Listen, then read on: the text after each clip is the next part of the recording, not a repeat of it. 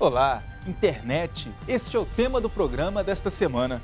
Criada no final da década de 60 para fins militares, a internet se transformou em uma poderosa ferramenta de comunicação que revolucionou a cultura do viver e do pensar da sociedade. Foram muitas descobertas, informações, interatividade, relações pessoais, negociações, notícias. O mundo ficou pequeno. Você vai acompanhar a história da internet na linha do tempo, como surgiu até a revolução digital.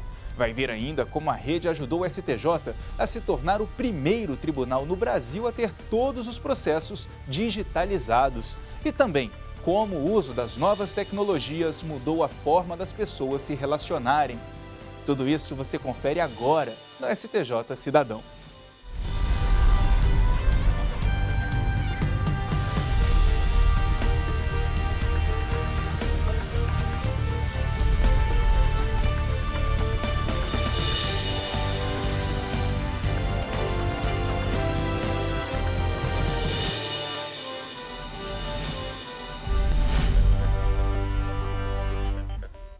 Criada no fim dos anos 60, a internet se transformou em uma poderosa ferramenta de comunicação que mudou a relação entre as pessoas, tornando o mundo pequeno. Veja como foi essa revolução na reportagem de Judite Aragão.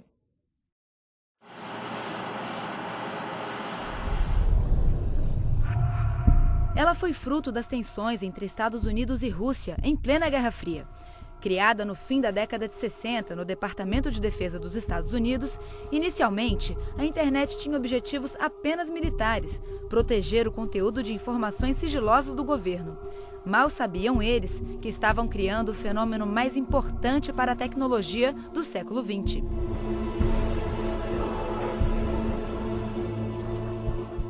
Até o fim da década de 80, a internet era restrita a poucas pessoas. Mas com a chegada da World Wide Web, o acesso se popularizou. A World Wide Web, ou WWW, foi criada na década de 90. Antes da década de 90, a comunicação era computador, TCP, né? Então era comutação de pacotes, né, eletrônicos. Quando entrou a WWW, generalizou a partir de 95, o impacto porque ficou privado, ou seja, público dos negócios, né?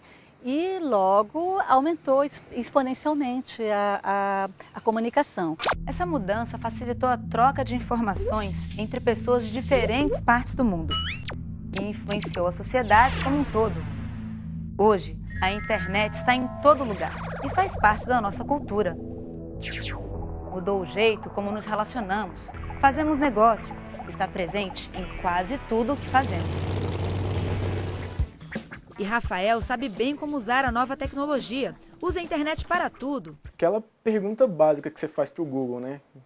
Como fazer tal coisa? Olha só o que ele já aprendeu no mundo virtual.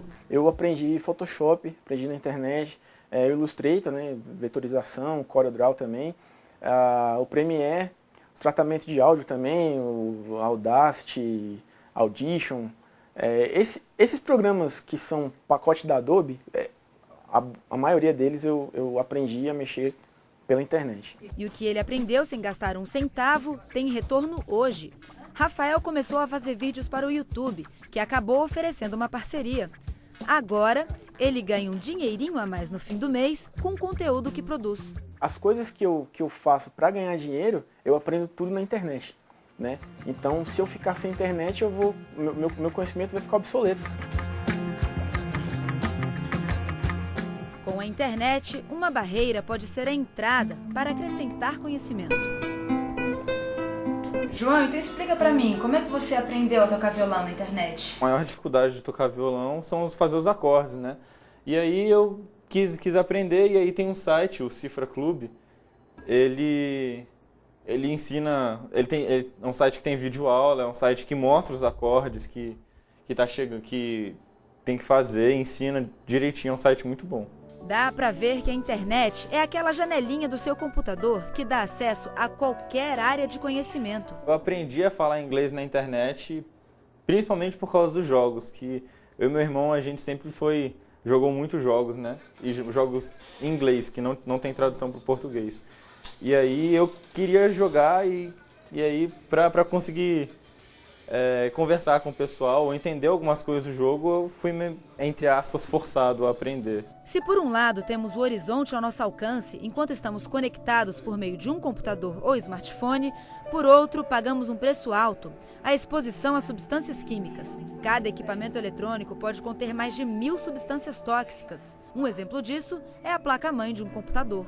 Então a gente tem aqui ouro, a gente tem paládio, a gente tem arsênio, a gente tem cobre e mais outros metais. Você tem aço, você tem níquel, você tem zinco, você tem alumínio. E se você disponibilizar isso daqui, por exemplo, na natureza, esses materiais vão começar a degradar, oxidar, que seja, né? E eles vão começar a contaminar a água, a contaminar primeiro o solo, né? Contamina o solo se for no solo. Vem a chuva, leva essa contaminação, né, para os veios de água mais subterrâneos e para um rio que esteja perto. Esses metais, eles vão para a água, ficar na forma iônica e aí eles são biodisponíveis. Biodisponíveis, eles vão interagir com a carne do peixe que eu vou comer, ou com a água que o boi vai beber e que eu vou comer a carne do boi. A situação é alarmante. Segundo o relatório das Nações Unidas, o lixo eletrônico cresce 3 vezes mais que o lixo convencional.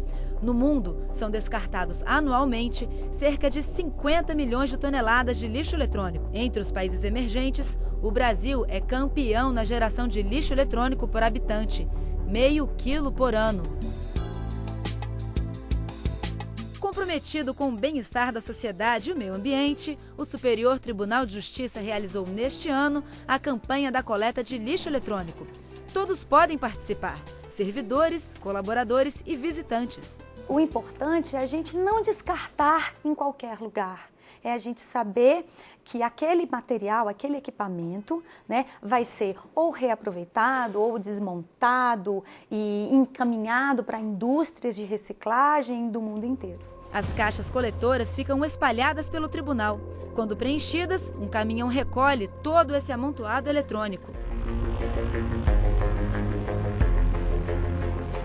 Depois de coletado o material eletrônico lá do Superior Tribunal de Justiça, eles têm um destino certo, a estação de meta-reciclagem aqui de Samambaia. E o Tiago vai explicar pra gente qual é o destino desse material. Ele vem para o estoque, onde é armazenado ele e separado por modelo para fazer uma pré-seleção dele. Se ele funciona, se ele vai ser recondicionado ou se vai para o descarte. Quando o material a gente percebe que pode ser reaproveitado, a gente pega, leva para a oficina de recondicionamento, onde o material é todo recondicionado. O conserto dos computadores é feito por estudantes que recebem capacitação gratuita nas oficinas de manutenção. Só este ano, mais de 1.600 computadores foram reciclados e depois doados para bibliotecas, telecentros, laboratórios e escolas públicas.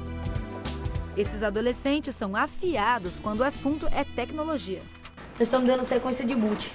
No sistema operacional. Para formatar a máquina, a gente tem que selecionar só uma sequência para o CD reconhecer, entendeu? A leitora reconhecer. Aí aqui tá hard disk, CD-ROM e hard disk. A gente vai colocar só CD-ROM, aí CD-ROM de novo, nos 3, para começar a formatação.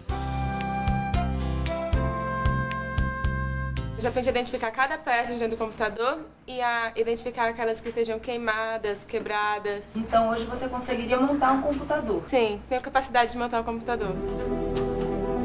Mas só reciclar não é a solução.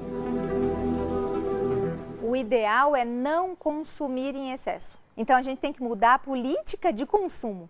Porque se eu digo que o ideal é reciclar, então ótimo, vamos continuar na farra do consumo. O primeiro R que eu considero o mais importante de todos é o R do repensar, é o R do pensar 2 vezes, é o R de você reavaliar os seus padrões de consumo para saber se o seu modo de vida realmente está valendo a pena, sendo mais consumista.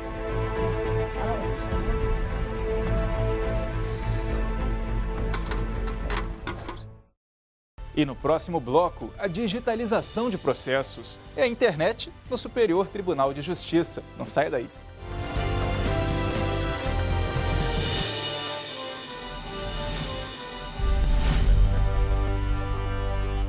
Você está sempre conectado ao Facebook? Nós também. Atualizamos a página do STJ o tempo todo. Fotos, ilustrações, vídeos, dicas sobre direito e cidadania para você ficar ligado ao que acontece aqui e no mundo. A página do STJ no Facebook conecta e informa. Com uma linguagem simples, descontraída, bem-humorada, conquista milhares de seguidores a cada dia e já chegou a mais de 1,5 milhão de pessoas. Somos o maior tribunal no Facebook.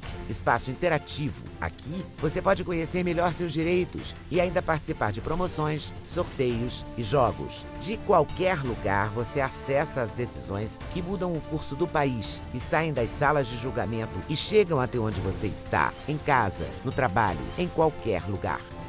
Acesse facebook.com/STJ Notícias. Superior Tribunal de Justiça, o Tribunal da Cidadania.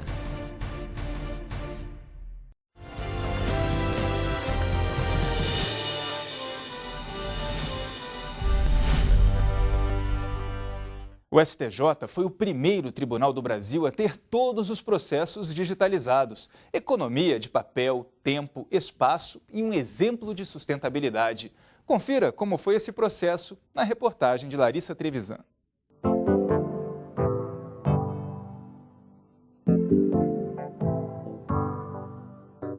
A internet trouxe avanços significativos para a justiça brasileira. Aqui no Superior Tribunal de Justiça, a rede foi fundamental para transformar a Corte em referência internacional com a digitalização dos processos. Antes de 2009, era tudo no papel.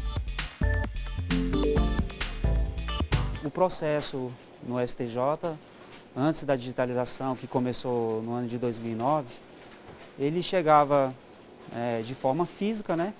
E aqui tinham vários procedimentos. Então o processo chegava, na verdade ainda continua assim, ele é registrado, só que antes da digitalização a gente registrava e aí identificava por meio de capas. O STJ ele foi vanguardista quando resolveu digitalizar inicialmente todos os processos que chegavam vindos de outras regiões, enfim, que subiam para a sua jurisdição, e com isso a gente conseguiu ter o advogado ter acesso a essa nova tecnologia e experimentar de que forma que o judiciário vai funcionar daqui para frente. Agora, imagine que todos os dias chegam no STJ cerca de 1.200 processos. Cada um deles pode ter 1, 3, 4, 10 volumes com umas 200 páginas cada um. É muita coisa. Então a gente subia em torno de 10 a 20 gaiolas por dia. Essas gaiolas de processos que tem ali de carrinhos, né? Por dia. Então assim, muita coisa mesmo. Além do transporte, da poeira e da burocracia, tinha também o problema do armazenamento.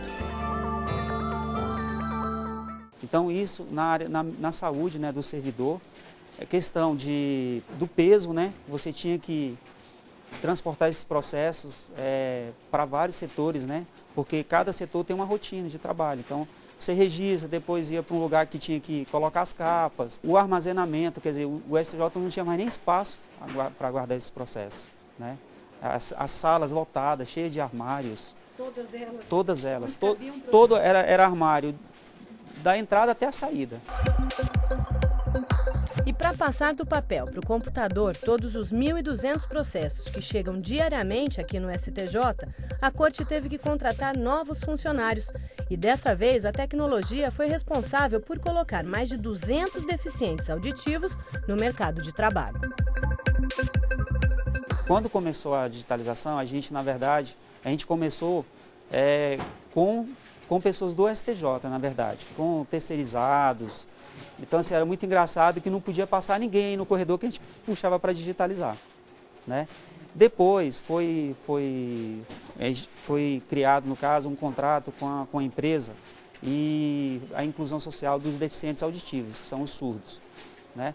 Eles trabalham, eu acho que até devido à deficiência, né, entre aspas, que eles têm mais atenção, sabe? Eu acho que por não ouvir, aí se concentra mais. E tem mais novidade. Em apenas 10 dias de funcionamento, a primeira etapa do projeto já produziu resultados surpreendentes. O índice de peticionamento no formato eletrônico chegou a 65% das mais das 45 mil petições que o tribunal recebe mensalmente. O peticionamento eletrônico agiliza o trâmite dos processos. Por meio dele, o advogado pode encaminhar pedidos jurídicos aos magistrados sem utilizar o papel. O sistema pode ser acessado por qualquer pessoa credenciada mediante o uso de certificação digital e a tramitação pode ser acompanhada online. As vantagens são inquestionáveis. O meio eletrônico racionaliza tempo, trabalho e dinheiro. 1 milhão de processos digitalizados, mas o STJ queria mais. Aproveitou a rede para criar uma página da Corte no Facebook.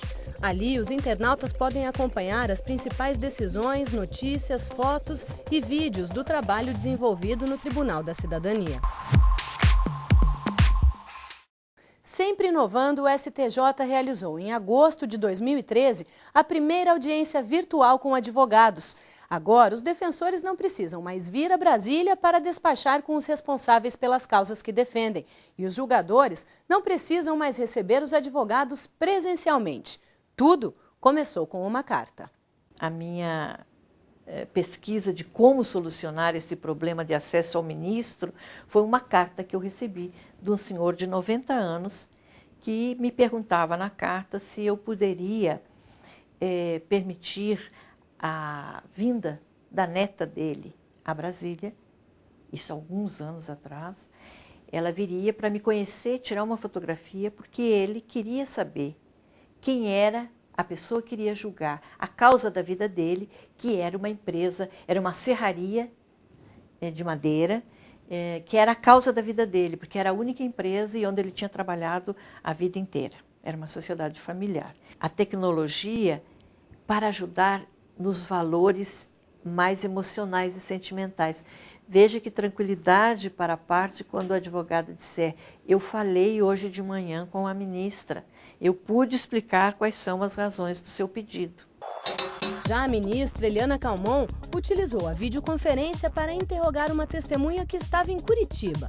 Foi a primeira vez que o recurso foi utilizado para processos penais aqui no STJ. Agora nós facilitamos. Por quê?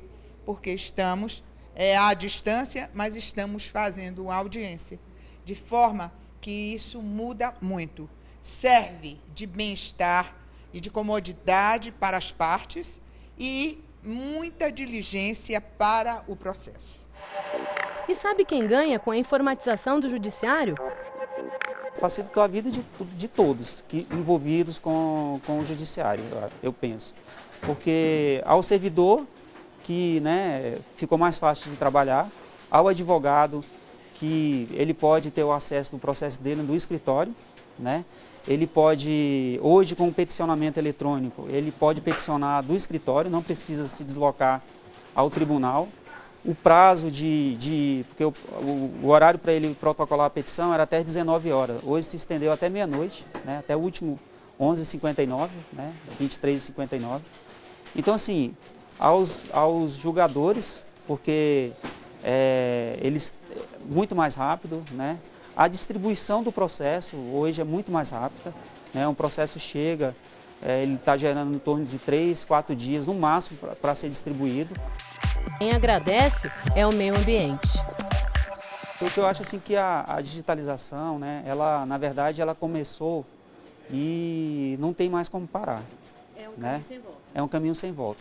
E o que mais, assim, que eu vejo, que além de tudo isso que já foi falado, a questão do meio ambiente, Hoje, o processo que está sendo digitalizado, ele não tem um impacto tão grande, porque a folha já está lá, Então a árvore já foi destruída, os litros de água já foram gastos.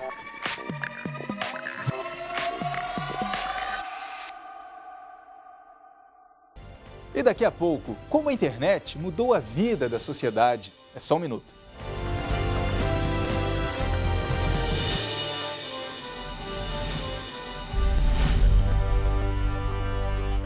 Curtir, compartilhar, repercutir. Postar. Novas conexões que ligam pessoas em qualquer lugar do mundo. Cada vez mais conectado, o Brasil é o 4º país em número de usuários das redes sociais. Sempre inovando, o Superior Tribunal de Justiça conquista milhares de seguidores na internet. A marca é resultado da linguagem simples, atraente e acessível no Twitter, no Facebook e no YouTube. Onde tem o nome do STJ, tem informação segura, confiável, tem cidadania. No Facebook, milhares de pessoas levaram a página do STJ ao primeiro lugar entre os tribunais mais acessados no mundo. No YouTube, novos programas, entrevistas, documentários e reportagens especiais. E no Twitter, informação curta, rápida, atualizada. YouTube, Twitter, Facebook, o Superior Tribunal de Justiça acredita nas redes sociais e leva a cidadania até você. Superior Tribunal de Justiça, o Tribunal da Cidadania.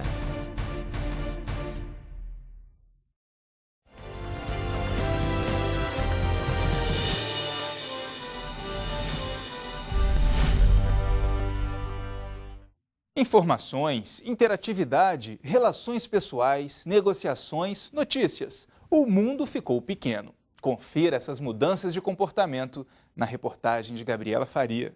Você já parou para pensar em quantas horas por dia você fica em frente ao computador ou celular só mexendo na internet? Umas 4 horas ou mais. Fico o dia todo. 5, 6 horas. Eu só uso o necessário. Somos o país onde os internautas passam mais tempo navegando na web.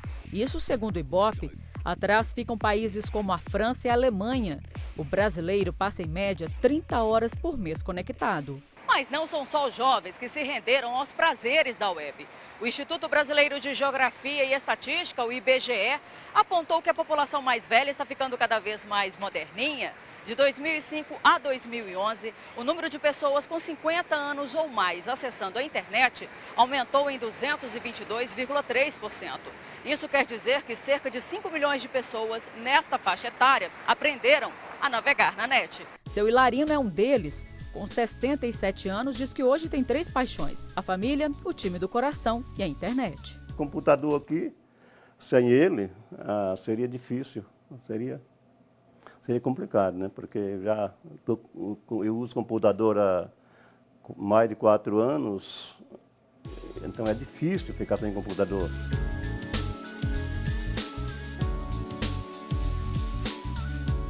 No computador de casa, seu Hilarino adora bater papo com os amigos e parentes.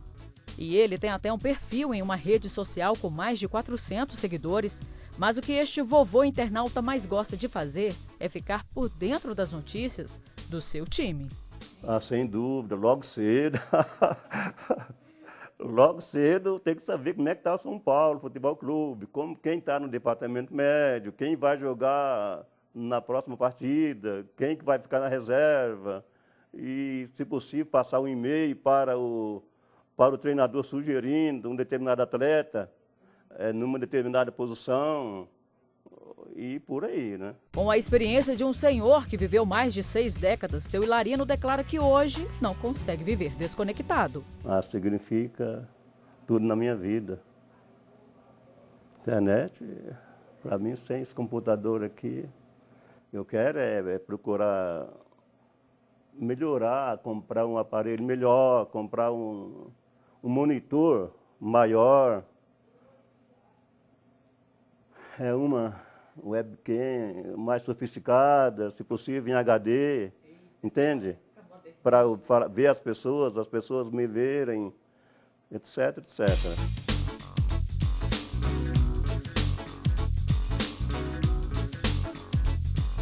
A internet chegou ao Brasil na década de 90 e hoje é considerada o principal meio de comunicação existente. Qualquer informação pode ser compartilhada pela rede e você pode receber informações do outro lado do mundo em questão de segundos. E nesses 20 anos, muita coisa mudou, principalmente o que os internautas procuram na net. De um lado, eu acho que existe um poder assim da internet que pode trazer um aspecto muito positivo, qual seja o acesso à informação, acesso aos teus amigos, né? mas tem também um lado da internet que cria uma dependência muito grande no indivíduo.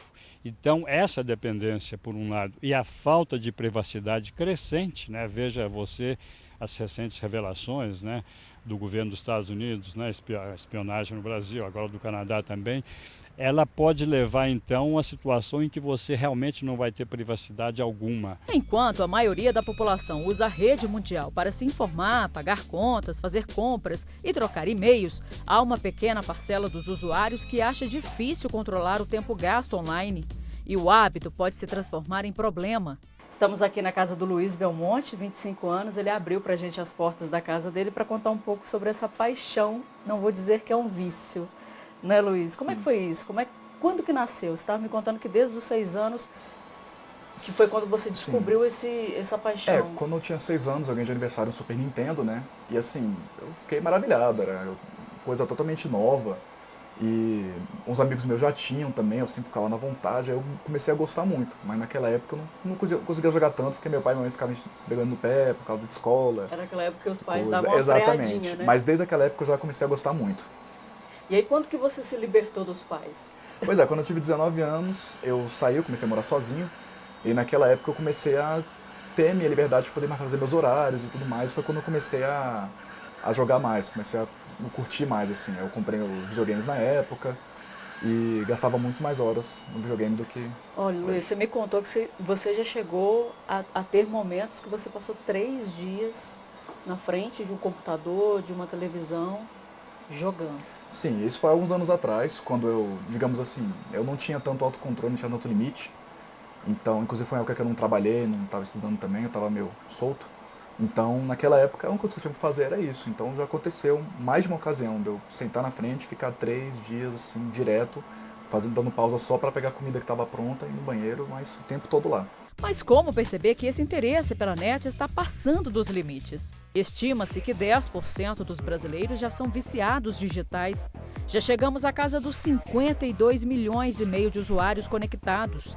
Esse número pode ser ainda maior por causa da velocidade com que a internet chega aos lares, principalmente com a explosão dos smartphones.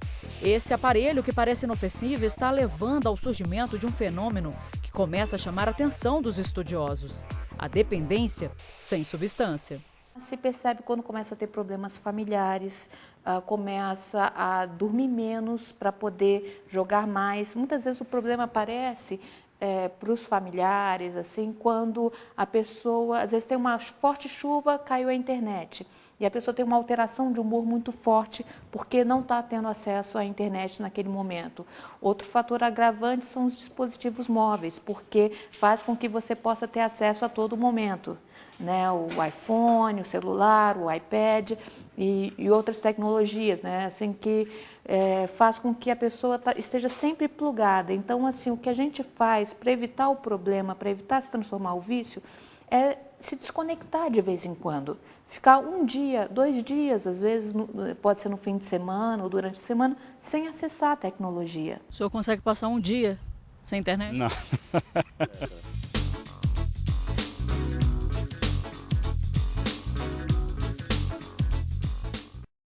E a gente fica por aqui. Você tem alguma sugestão de reportagem, crítica ou elogio? Não perca tempo. Mande um e-mail para stjcidadão@stj.jus.br. Para assistir ao programa pela internet, é só acessar o site do Tribunal. O endereço é este aqui, que aparece na tela. Obrigado pela audiência e até a semana que vem. Tchau, tchau.